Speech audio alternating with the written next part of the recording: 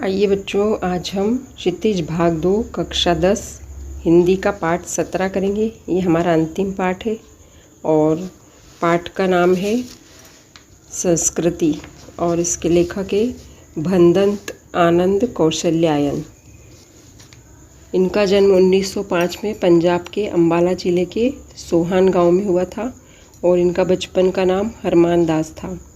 इन्होंने लाहौर के national college से बीए किया और ये बौद्ध भिक्षुक थे और उन्होंने देश विदेश की काफ़ी यात्राएं भी की और बौद्ध धर्म का प्रचार प्रसार किया और अपना जीवन उसमें समर्पित किया। सन 1988 में इनका निधन हो गया। ये 20 से भी अधिक पुस्तकें प्रकाशित कर चुके थे, जिसमें भिक्षु के पत्र, जो भूज न सका, आह ऐसी दरिद्रता, बहानेबाजी, यदि बाबा न होते, रेल का टिकट, कहाँ क्या देखा आदि प्रमुख है। बौद्ध धर्म दर्शन संबंधित उनके मौलिक और अनुदिक अनेक ग्रंथ हैं, जिसमें जातक कथाओं का अनुवाद विशेष रूप से उल्लेखनीय है। देश विदेश के भ्रमण से भंदंत जी को अनुभव की व्यापकता प्रदान की और उनकी सृजनात्मकता को समृद्ध किया। उन्होंने हिंदी साहित्य सम्मेलन, प्रायग और राष्ट्रभाषा प्रचार समिति वर्धा के माध्यम से देश विदेश में हिंदी भाषा का प्रचार प्रसार किया और इस तरह से उन्होंने बहुत ही महत्वपूर्ण कार्य किए। ये गांधी जी के व्यक्तित्व एवं कृतित्व से विशेष प्रभावित थे। सरल सहज बोलचाल की जो भाषा थी, उसी में लिखे हिंदी के निबंध, संस्मरण और यात्रा वृत्तांत इनके काफ़ी चर्चित है। ये यात्रा वृत्तांत लिखते थे क्योंकि यात्रा बहुत करते थे और उसी के ऊपर संस्मरण होता था। और संस्कृति जो लिखा है, ये भी एक निबंध है ये पाठ।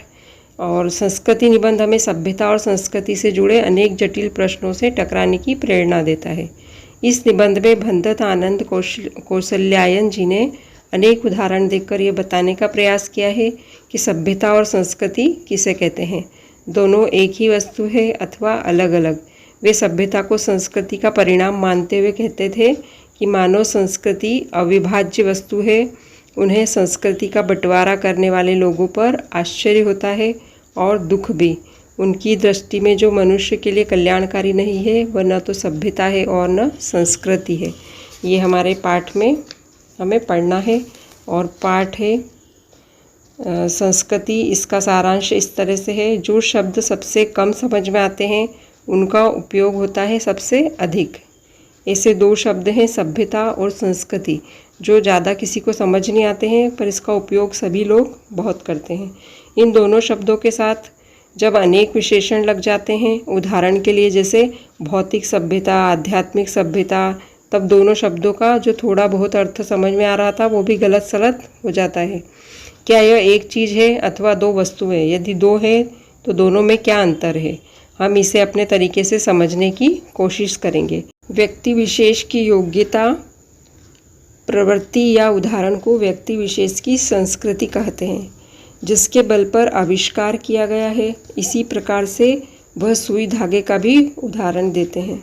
वे सभ्यता और संस्कृति में अंतर को समझाते हुए सुई धागे और आग के आविष्कार से जुड़ी प्रारंभिक प्रयत्नशील और बाद में उन्नति के उदाहरण देते हैं। लोहे का एक टुकड़े को घिसकर उसमें छेद बना दिया और धागा पिरोकर दो अलग अलग टुकड़ों को सिलकर जोड़ने की सोच को संस्कृति कहते हैं। जो सुई धागा है उसका उदाहरण लिया और उससे समझाया कि संस्कृति क्या होती है। मतलब जैसे सुई में एक लोहे का टुकड़ा है, उसमें छेद करके उसमें धागा पिरोया और फिर उससे दो टुकड़ों को सिया जो दोनों अलग अलग थे और उनको एक किया। इनको आधार बनाकर आगे जो इन क्षेत्रों में विकास हुआ वह सभ्यता कहलाया। जिस योग्यता, प्रवृत्ति अथवा प्रेरणा के बल पर आग और सुई धागे का आविष्कार हुआ वह है व्यक्ति विशेष की संस्कृति, और उस संस्कृति द्वारा जो आविष्कार हुआ वह है सभ्यता। जिस व्यक्ति में पहली चीज़ जितनी अधिक व जैसी परिष्कृत मात्रा में होगी, वह व्यक्ति उतना ही अधिक व वैसा ही परिष्कृत आविष्कारक होगा। एक संस्कृत व्यक्ति किसी नई चीज़ की खोज करता है, किंतु उसकी संतान को वह अपने पूर्वज से अनायास ही प्राप्त हो जाती है। जिस व्यक्ति की बुद्धि में और उसके विवेक में किसी भी नए तथ्य के दर्शन होते हैं, वह व्यक्ति ही वास्तविक संस्कृत व्यक्ति है। जिस तरह से गुरुत्वाकर्षण बल के सिद्धांत का आविष्कार किया न्यूटन ने, वह संस्कृत मानव था। आज के युग का भौतिक विज्ञान का विद्यार्थी न्यूटन के गुरुत्वाकर्षण से तो परिचित है, लेकिन उसके साथ उसे उन अनेक बातों का ज्ञान भी प्राप्त है जिसका शायद न्यूटन को नहीं था। न्यूटन जब गुरुत्वाकर्षण के सिद्धांत का आविष्कार कर रहे थे, जब उनके दिमाग में ये बात आई थी, तब वह सर्वोत्तम थी, है ना, वह संस्कृत थी, वो बहुत उच्च कोटि की बात थी। लेकिन आज के बच्चों को जो बातें मालूम है वो न्यूटन को मालूम नहीं थी, जो कि उससे कहीं अधिक है। तो इसे हम न्यूटन की अपेक्षा अधिक सभ्य भले ही कह सकें, पर न्यूटन जितना संस्कृत नहीं कह सकते। आग के आविष्कार में कदाचित पेट की ज्वाला की प्रेरणा का ही कारण रहा होगा। अर्थात लेखक के अनुसार भौतिक आवश्यकताओं की पूर्ति हेतु खोज हुई सुई धागे और आग की। और संस्कृत होने या बनने का आधार नहीं बनते, बल्कि मनुष्य में सदा बसने वाली सहज चेतना का प्रेरक अंग हमें अपने मनुष्यों से ही मिला होगा। हमारे जो पूर्वज थे, हमारे जो महर्षि थे, ऋषि मुनि थे, उनसे हमें बहुत कुछ मिला है जो हम सोच भी नहीं सकते थे, जिसकी हमने कभी खोज की कल्पना भी नहीं की थी। वो हमें सीधा मिला है, इसलिए हम सोचते ही नहीं कि ये कैसे आया होगा, है ना, कैसे उसकी खोज हुई होगी, क्या हुआ होगा उस समय। हमें तो सीधा सीधा हमको मिल गए सारी सुख सुविधाएं, तो हमें उसके बारे में कुछ ज़्यादा जानकारी नहीं है।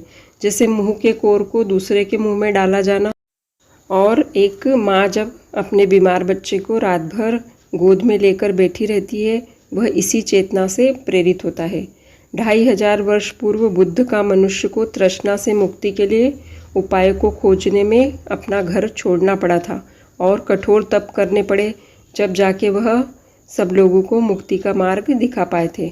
इसी तरह कार्ल मार्क्स का मजदूरों के सुखी जीवन के लिए सपने देखना, अपने लिए जीवन को दुखपूर्ण बिताना पड़ा। उन्होंने जब सभी मजदूरों के सुख की सोची तो खुद का जीवन उनका दुख से बीता। उन्होंने दुख उठाए, तब जाके बाकी मजदूरों को सुख मिला। और लेनिन का मुश्किलों से मिले डबल रोटी के टुकड़ों को दूसरे को खिला देना। बहुत मुश्किल से किसी भूखे व्यक्ति को अगर कोई डबल रोटी का या रोटी का टुकड़ा मिलता है और वह किसी और को खिला दे, यह किस चेतना से प्रेरित हो सकता है? यह संस्कृति बनने का ही उदाहरण है। सुसंस्कृत व्यक्ति ही ऐसा कर सकता है। लेखक के अनुसार खाने पीने के, पहनने ओढ़ने के जो तरीके होते हैं, आवागमन के साधन, यहाँ तक कि आपस में मर कटने के तरीके भी संस्कृति का ही परिणाम है, और ये सभ्यता का उदाहरण है। मानव हित में काम न करने वाली संस्कृति असंस्कृति कहलाती है। यदि कोई मानव के हित में कोई कार्य नहीं हो रहा है तो उसे संस्कृति नहीं कहेंगे, बल्कि उसे असंस्कृति कहेंगे। और इस तरह हम संस्कृत नहीं कह सकते। इसके उदाहरण हमारे पास परस्पर कटने मरने के तरीके, आत्मविश्वास के बढ़ते साधन हैं। यह निश्चित ही असभ्यता को जन्म देते हैं, न कि किसी सभ्य समाज को या सभ्यता को। मानव हित में निरंतर परिवर्तनशीलता का ही नाम संस्कृति है। संस्कृति बुद्धि और विवेक से बना एक ऐसा नया तथ्य है जिसकी कभी भी दलों में बांधकर रक्षा करने की जरूरत नहीं पड़ती है। संस्कृति का कल्याणकारी अंश अकल्याणकारी की तुलना में सदा श्रेष्ठ और स्थायी रहता है। इसी अर्थ में यह अविभाजित रहता है, अर्थात अखंड रहता है, जिसे तोड़ा न जा सके।